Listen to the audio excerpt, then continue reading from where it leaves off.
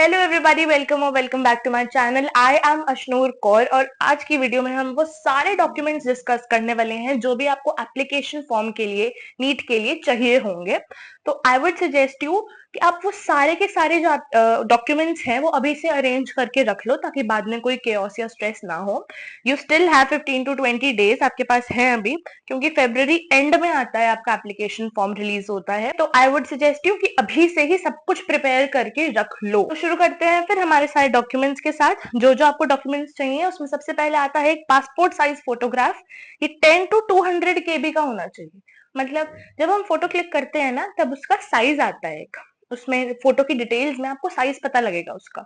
तो उसका जो साइज है वो इसके बीच में होना चाहिए। अगर ज्यादा है तो आप कोई भी ऐप डाउनलोड करो, इमेज कंप्रेसर या पीडीएफ को करना है तो पीडीएफ कंप्रेसर, और उसमें आप उसको कंप्रेस कर सकते हो। बस इतना ध्यान रखना कि क्वालिटी डिग्रेड ना हो, जो चीज है वो समझ में आए अच्छे से, मतलब ब्लर नहीं होनी चाहिए पिक्चर।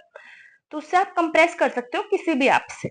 ऐसे आपको फोटो खींचनी है, जेपीजी या जेपीईजी फॉर्म में होना चाहिए आपका पासपोर्ट साइज फोटोग्राफ। क्या होता है, नॉर्मल पिक्चर जैसे हम खींचते हैं उसको ही जेपीजी या जेपीईजी कहते हैं। अब ये जो पिक्चर है आप देख रहे हो, नीचे मैंने अपना नाम लिखा है और डेट मेंशन करनी है। तो आप ऐसे पिक्चर खिंचवाओ और नीचे अपना नाम एंड डेट मेंशन करो। प्रेफरेबली इट शुड बी जनवरी और फरवरी की डेट 2026 की। स्पेक्स अगर आपको लगे हुए हैं then you can wear them. और अपने ईयर्स आप कोशिश करो कि दिखें कैमरा में। बाल आपके बंधे हुए हो, वैसे कुछ होता नहीं है इशू, आप पीछे भी कर लो, लेकिन आई वुड सजेस्ट यू कोई प्रॉब्लम ना आए इसलिए आप पहले से ही प्रिकॉशंस लेके चलो। बैकग्राउंड जब आप फोटो खिंचवाओ तो व्हाइट या कुछ लाइट कलर का होना चाहिए और बिल्कुल अलाइंड ओरिएंटेशन, मतलब बिल्कुल सीधा देखते हुए आपको पिक्चर खिंचवानी है।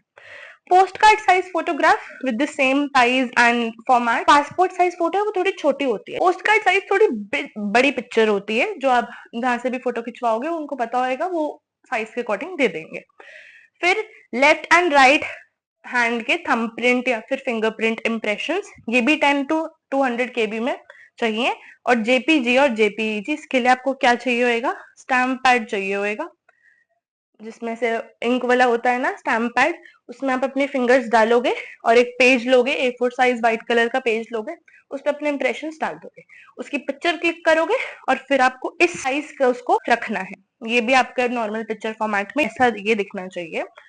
फिर सिग्नेचर होने हैं आपके इस तरीके से, कुछ आप सिग्नेचर करोगे किसी भी पेज पे और उसको इतने में रखना है। ये 50 KB में है और इसको भी आप जेपीजी और जेपीजी में रख सकते हो। फिर आपकी क्लास 10th की मार्कशीट, इसको आपको पीडीएफ में कन्वर्ट करना है। Again you can use N app for it. उस पिक्चर को उस ऐप में डालो और उसका पीडीएफ बन जाता है। और उसको कंप्रेस करने के लिए पीडीएफ कंप्रेसर डाउनलोड कर लो। तो अब देखो इतना काम है, इसलिए बोला जा रहा है टाइम पे कर लो, क्योंकि एंड में जरूरत नहीं है इतना केओटिक सिचुएशन क्रिएट करने की। 10th का सर्टिफिकेट आपको दिया होगा स्कूल वालों ने, वो भी आपको ऐड करना है पीडीएफ फॉर्मेट में। क्लास 12th अपियरिंग सर्टिफिकेट, अगर आपको अभी बोर्ड्स भी देने हैं उसके बाद नीट देना है तो आपको एक अपियरिंग सर्टिफिकेट डालना है। और अगर आप ड्रॉपर हैं तो आपके पिछले साल की, आप उससे पिछले वट क्लास 12th की आपको मार्कशीट डालनी है। फिर एड्रेस के प्रूफ पे आपको डालना है आधार कार्ड। आधार कार्ड में आपका एड्रेस दिया होता है, वो आपका एड्रेस प्रूफ है। वैलिड आईडी प्रूफ में आप Aadhaar card, PAN card, driving licence, passport, voter ID कुछ भी डाल सकते हो। हाँ तक तो वो था जो सबको ही करना है। यहाँ पे कुछ ऐसी चीजें हैं जो किसी किसी को करने की जरूरत है, जैसे कि कैटेगरी सर्टिफिकेट।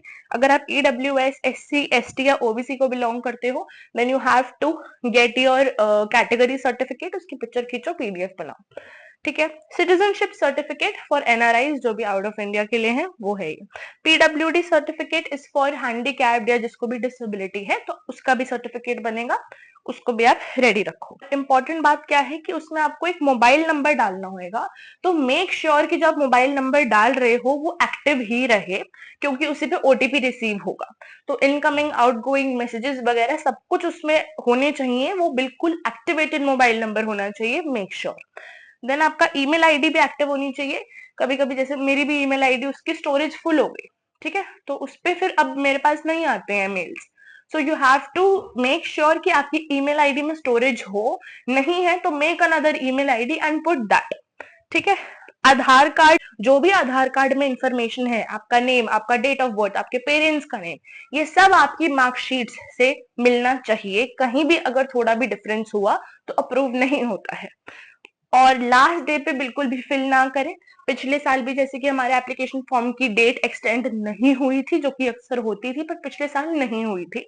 तो बिल्कुल भी ये केयरलेसनेस नहीं करनी है कि लास्ट डे पे फिल करेंगे, बिल्कुल भी नहीं, क्योंकि लास्ट डे पे कभी कभी क्या पता साइट क्रैश हो जाए या कुछ भी प्रॉब्लम आ सकती है। तो टाइम पे करना है और रीचेक जरूर करें, ये नहीं कि सारा भर गया चलो डाल दो, सब कुछ एक एक चीज को रीचेक करके रखो। स्टॉप वॉचिंग अनगिनत videos of documents required for application form. जो मैंने बताया उसकी जाके लिस्ट बनाओ या फिर इसका ही स्क्रीनशॉट ले लो इन तीनों इमेजेस का, एंड इन सबको एक एक करके अरेंज करके रखो। Stop wasting your time watching same content from different channels. पता लग गया, अब काम करो अपना। That's it, thank you so much for watching this video, do subscribe, bye.